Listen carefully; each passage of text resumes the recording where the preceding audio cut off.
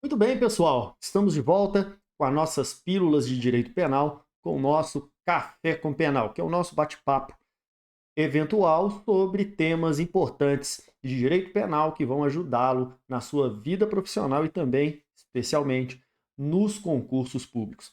Pessoal, hoje eu trago para vocês um tema bastante recorrente em concurso público, em exame de ordem, e que faz parte do dia a dia da prática forense. Crime, talvez o crime mais, um dos mais comuns na história da humanidade, que é o crime de furto. Mas perceba uma coisa, um detalhe. Eu não estou aqui para esgotar o assunto furto, até porque demandaria um longo tempo e mais de um vídeo. Eu quero pegar aqui os aspectos principais, gerais, para trazer para vocês, para que vocês possam, a partir destas noções que eu estou passando, entender em toda a sua complexidade o crime de furto e fazer as distinções necessárias, deixando os detalhes para uma outra oportunidade, por exemplo, no nosso curso de Direito Penal, que a gente faz uma abordagem mais profunda, trabalhando inclusive questões de concurso. A ideia aqui, então, é passar uma visão geral para que vocês possam ter noção dos conceitos e das características que vão diferenciar o furto de outros delitos. Por exemplo, eu não vou falar aqui de furto qualificado, tá bom? Então, aproveitem bastante, porque a ideia é deixá-los com uma boa noção do delito de furto. Bora falar então deste crime que está previsto no artigo 155 do Código Penal. O que diz o artigo 155, pessoal? Subtrair para si ou para outrem coisa alheia móvel. Pena reclusão de 1 a 4 anos e multa. Pessoal, quando a gente fala em furto, nós temos a ideia de que se trata de um delito praticado primeiro, sem violência e grave ameaça, e é a subtração de alguma coisa. Que coisa que é essa? Uma coisa alheia, móvel. E essa subtração pode se dar para si ou para outra pessoa, para uma terceira pessoa. Não é necessário que quem seja o autor da subtração seja também o destinatário final deste bem. Dito isso, é preciso ter em mente uma noção bastante importante que vai, inclusive, permitir que você diferencie o furto de outras modalidades criminosas.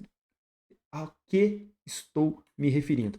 Eu estou falando a forma de subtração, a forma em que se dá o apoderamento. A subtração ela pode se dar de duas maneiras, através de duas formas de apoderamento da coisa alheia móvel. A primeira forma de apoderamento da coisa alheia móvel é o que a doutrina chama de um apoderamento sem autorização do proprietário. E é a forma clássica do furto, que se dá, por exemplo, quando alguém, um aluno, está na sala de aula e em determinado momento ele se distrai, deixa o celular em cima da mesa e vai conversar com os colegas e uma outra pessoa, aproveitando-se da distração e do descuido do colega de classe, vai lá e toma para si, subtrai para si este aparelho de telefone celular. Neste caso, nesse exemplo clássico apresentado para vocês, estamos diante de um apoderamento da coisa sem autorização do proprietário. Sem autorização do proprietário. É a forma clássica do furto. Agora, o furto também, e aí a coisa se torna mais interessante, ele pode se dar através de um apoderamento com autorização do proprietário. Mas, Humberto, como que se dá um furto, sendo que o apoderamento ocorre com a autorização? Olha, pessoal, isso é possível porque este apoderamento com autorização, ele se dá, ele se caracteriza porque esta autorização ela é uma autorização precária. Ela é uma autorização temporária. Ela é uma autorização sob vigilância. Então, para que vocês possam entender a noção e a extensão do que eu estou falando com vocês, eu trago novamente outro exemplo. Eu gosto de me socorrer sempre de exemplos para deixar a coisa mais palpável para vocês, que o exemplo ele deixa uma referência, algo mais palatável para quem está estudando o assunto. Então, para falar deste apoderamento com autorização, que é um apoderamento precário, que é um apoderamento temporário e sob vigilância, eu trago o exemplo de uma loja de departamento em que a pessoa entra para experimentar uma roupa, recebe a autorização do vendedor da loja, do gerente da loja, ou quem quer que seja, para levar essa roupa até o vestiário, até a cabine onde se experimenta a roupa, e lá experimentar. E a partir de então decidir se vai ou não ficar com a peça experimentada. Perceba que, neste caso, houve um apoderamento da coisa com a autorização. E foi uma autorização temporária, vigiada.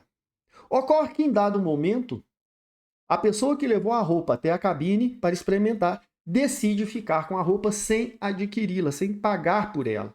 E aí inverte a posse, tornando-se, desejando tornar-se dono em definitivo da coisa. E aí sai da loja tomando rumo ignorado. Então, neste caso, estamos diante do furto que ocorreu mediante um apoderamento da coisa com autorização. Você deve estar se perguntando, mas professor, qual seria então a diferença deste furto com apoderamento autorizado da coisa e da apropriação indébita, em que a pessoa também tem o apoderamento da coisa com autorização? A diferença é muito sutil, pessoal, e ela ocorre no seguinte detalhe. Na apropriação indébita, ao contrário do furto, este apoderamento se dá de forma desvigiada. No exemplo que eu trouxe para vocês, nós tínhamos no apoderamento da coisa uma posse vigiada e temporária. Quando estamos falando da apropriação indébita, estamos falando de um apoderamento desvigiado. E o exemplo clássico que ilustra esta hipótese é o caso em que o indivíduo vai até uma biblioteca pública, pega um livro para ler em casa, com o compromisso, a obrigação de devolvê-lo daí a 2 semanas, 15 dias, e ele não o faz. Neste caso, o autor ele teve uma autorização, um apoderamento da coisa, que embora fosse temporário, ele foi também desvigiado. Não houve vigilância, ao contrário do que acontece na loja de departamento. E é justamente aí que reside a diferença entre o furto e a apropriação indébita. Seja como for, em qualquer hipótese, em se tratando de furto, estamos diante de um crime que não ocorre mediante emprego de violência ou grave ameaça, porque se assim o for, estaremos diante de outra modalidade criminosa, que não será apropriação indébita, mas talvez o crime de roubo. Dito isso, pessoal, vamos avançar um pouco mais nas nossas noções do crime de furto, falando da coisa alheia móvel. Que coisa alheia móvel é esta? Primeiro de tudo, e mais óbvio, que tem que ser uma coisa móvel. Bens imóveis não podem ser objeto de furto, assim também como serviços não podem ser objetos de crime de furto. Agora, em se tratando de coisa alheia móvel, eu trago para vocês uma novidade, algo interessante, que diz respeito aos animais e semoventes. Animais e semoventes podem ser, sim, objeto do crime de furto. Animais e semoventes, entenda gado, tá? São considerados coisa móvel e, por conseguinte, podem sim ser objeto de furto. E, aliás, eu digo para vocês, inclusive, que lá no parágrafo 6º do artigo 155, existe uma previsão de forma qualificada para o furto de abigeato. O que é o furto de abigeato? É o furto justamente de semovente, tá? Do gado, por exemplo, peixe, qualquer outro tipo de criação domesticável de produção, tá? Que, em sendo furtada, irá caracterizar o crime de furto qualificado, conforme previsão lá do artigo 155, parágrafo 6º. Então, o semovente, o gado, o peixe, a galinha ou qualquer animal semovente domesticável de produção não só pode ser objeto de furto, como também poderá caracterizar uma forma qualificada de furto. Outro ponto bastante interessante, extremamente relevante no que diz respeito ao objeto do furto, essa coisa móvel, diz respeito a uma cláusula de equiparação prevista lá no parágrafo 3º do artigo 155. A cláusula de equiparação a que eu me refiro diz respeito ao furto de energia elétrica. O artigo 155, parágrafo 3º do Código Penal, ele equipara a energia elétrica a coisa móvel. E assim, caso haja uma subtração de energia elétrica por esta cláusula de equiparação, implicará no delito de furto. Então, aquela famigerada prática tão conhecida de todos nós do gato de energia, em que uma pessoa desvia a energia de um imóvel público ou particular, comercial, que seja para o seu imóvel.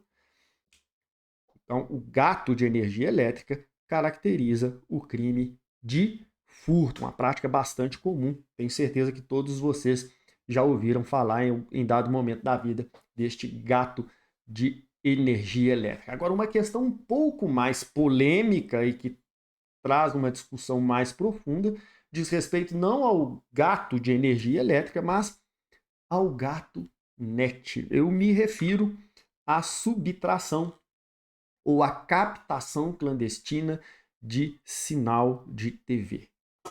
Pessoal, como que ficaria o enquadramento jurídico desta captação clandestina de sinal de TV, que é uma prática tão comum nos dias atuais? Estaríamos diante de um furto na medida em que poderíamos cogitar aí da possibilidade de equiparar a captação clandestina de sinal de TV à energia elétrica e assim considerar esta captação como um crime de furto?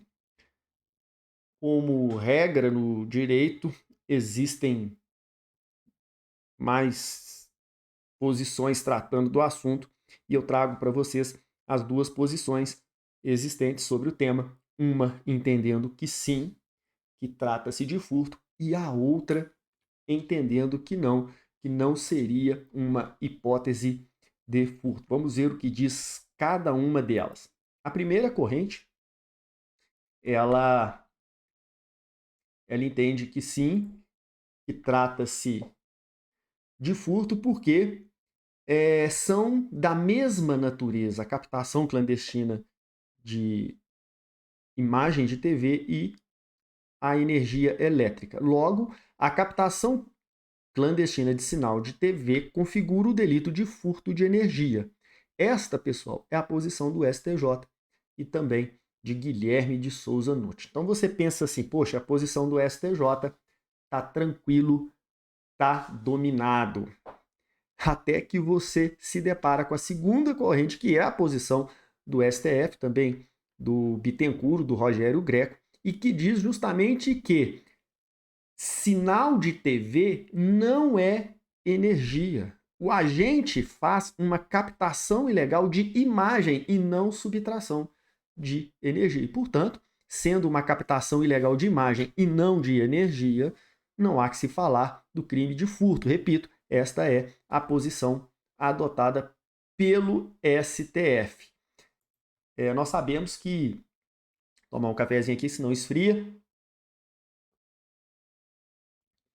Nós sabemos que existem aí vários projetos em tramitação no Congresso Nacional para tornar crime a captação clandestina de sinal de TV. Por hora, temos essa discussão prevalecendo então aí essa posição do Supremo Tribunal Federal. Dito isso, pessoal, vamos avançar um pouco mais na nossa disciplina e tratar de um último tópico relativo ao objeto do furto, a coisa alheia móvel. Você sabia que o sêmen pode ser objeto de furto? Sim, ele pode ser. Porque o sêmen, dependendo do sêmen, eu não me refiro ao sêmen de qualquer pessoa, né? Óbvio, ele pode ser equiparado à energia genética. Quando o Código Penal fala da cláusula de equiparação da energia elétrica à coisa móvel, ele se refere à energia elétrica ou qualquer outro tipo de energia que tenha valor econômico. Energia elétrica ou qualquer outro tipo de energia que tenha valor econômico. Então, pode ser energia térmica, energia solar, energia mecânica, energia nuclear, qualquer tipo de energia que tenha valor econômico será equiparada à energia elétrica para fins de furto. Por esta razão, a energia genética, e aí eu me refiro ao sêmen, ele pode sim caracterizar, dependendo do caso concreto, delito de furto, caso haja sua subtração. Imagine, por exemplo, quanto vale o sêmen de um gado, desses leilões de gado aí, super premiados, gados estrelas do mercado agro, que tem um altíssimo valor econômico e, por óbvio, caso haja subtração deste material genético, estaremos diante de um crime de furto. Muito cuidado com isso, pessoal. Cuidado, fique atento. Furto de sêmen.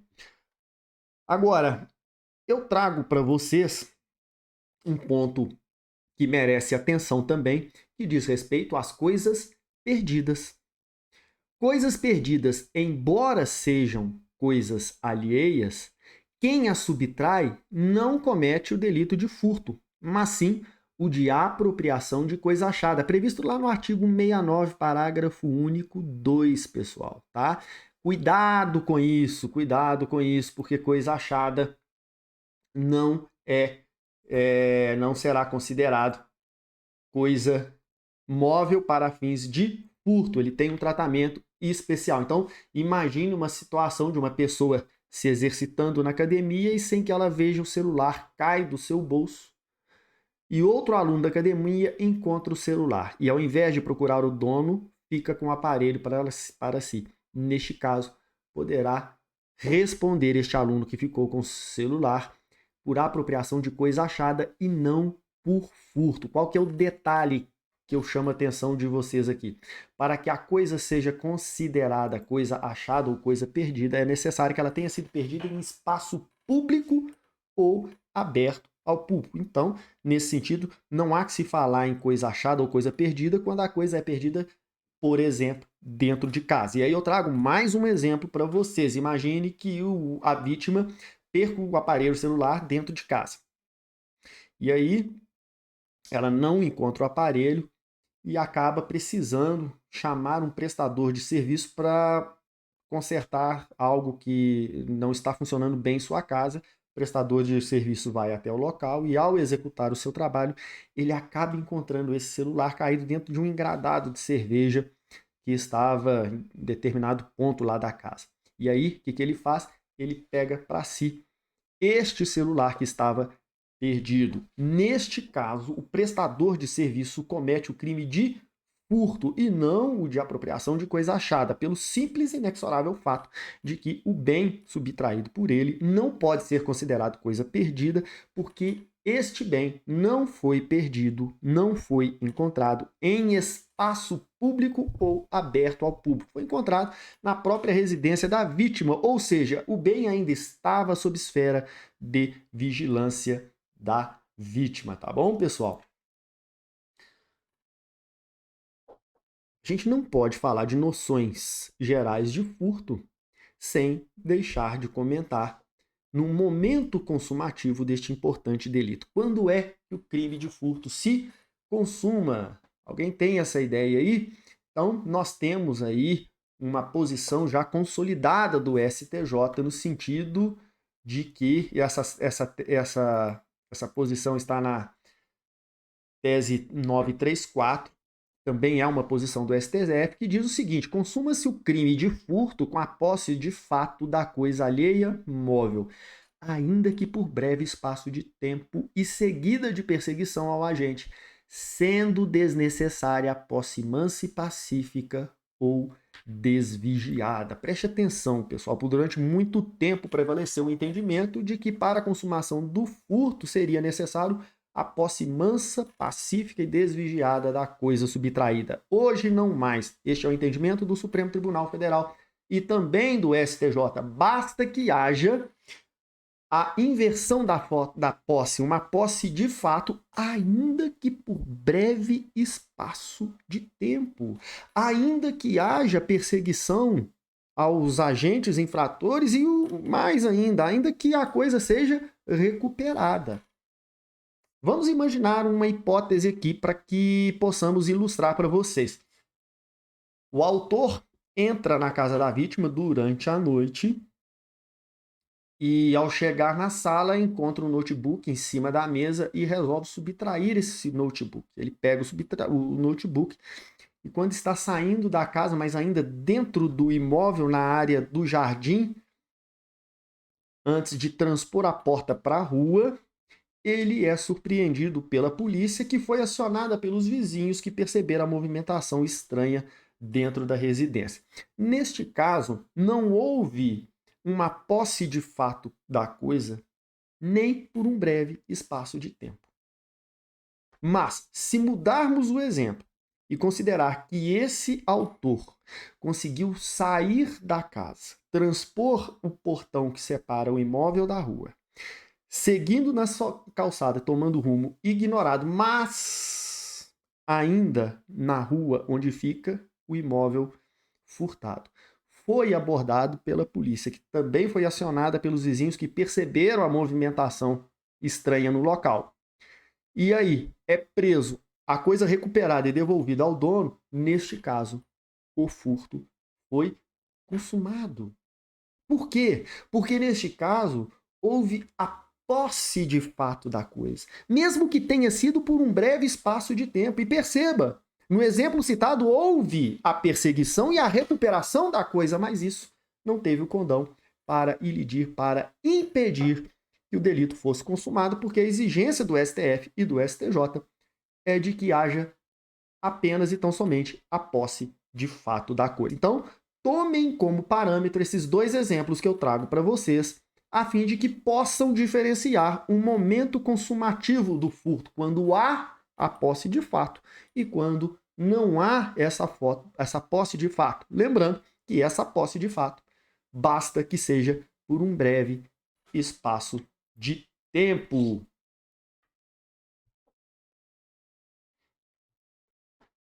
Outro ponto muito relevante, porque tem grande incidência em provas e concursos, diz respeito ao furto noturno.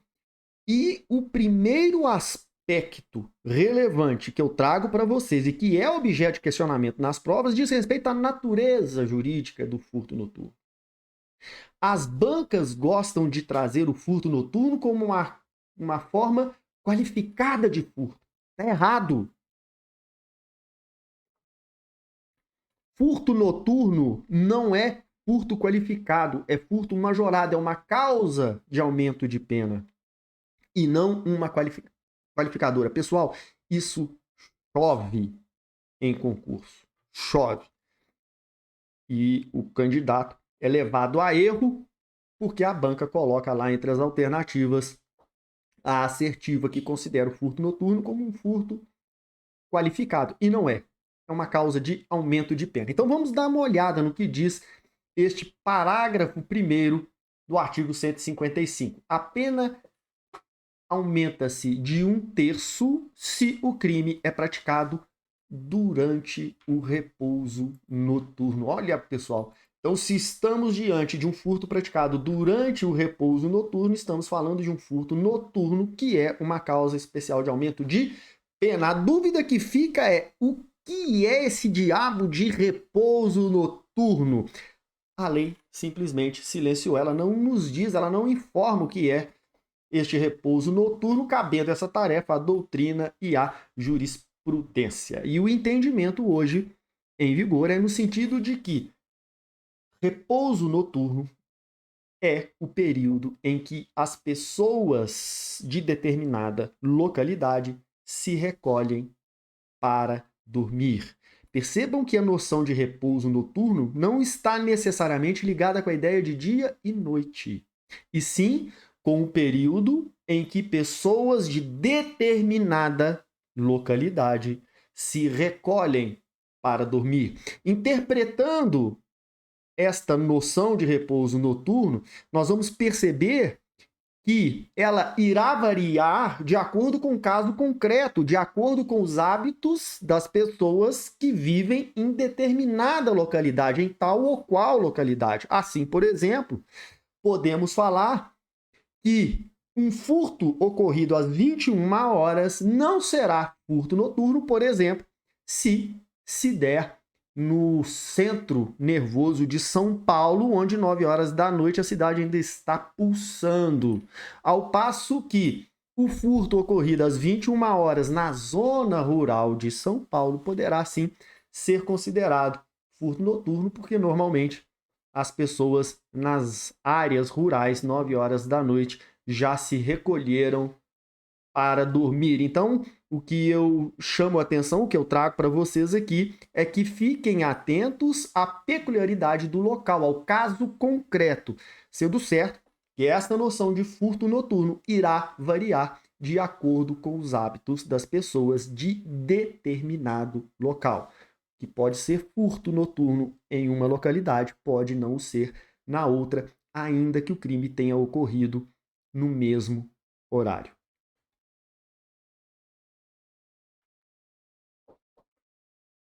E por fim, pessoal, eu quero trazer para vocês a noção do furto privilegiado, tá?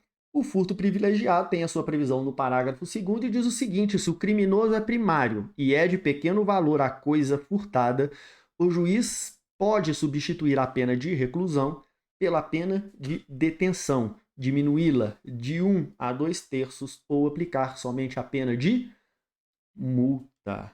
Então, para que tenhamos uma situação de furto privilegiado, é preciso, primeiro, que o réu, que o criminoso seja primário, ou seja, não seja reincidente. E segundo, que a coisa furtada seja uma coisa de pequeno valor. O que é coisa de pequeno valor? De acordo com a jurisprudência, aquela coisa de até um salário mínimo. E neste caso, preenchido os requisitos, embora o parágrafo diga que o juiz pode substituir a pena, ele estará obrigado, ele deve substituir, porque trata-se de um direito subjetivo do réu. Então ele pode substituir, leia, deve substituir a pena de reclusão pela detenção, poderá diminuí-la de 1 a 2/3 ou aplicar somente a pena de multa. Muito bem, meus caros. Com isso, eu encerro essas noções, essa passada geral pelos aspectos importantes aqui do crime de furto, sem adentrar nas formas qualificadas, mas deixando uma mensagem aí de incentivo, de informação técnica e doutrinária que tem a intenção exclusiva de ajudá-los na sua vida de estudante, de adorador do direito penal, de pessoas que gostam do direito penal. E eu, como sempre, convido vocês a nos acompanhar aqui no YouTube, com os vídeos que a gente posta periodicamente, e também lá no meu canal no Instagram, @federal.humberto, sempre trazendo questões de direito penal, comentando provas, resolvendo questões de provas e concursos, que são temas importantes não só para quem está fazendo provas e concursos, mas também para quem lida na prática forense do direito penal.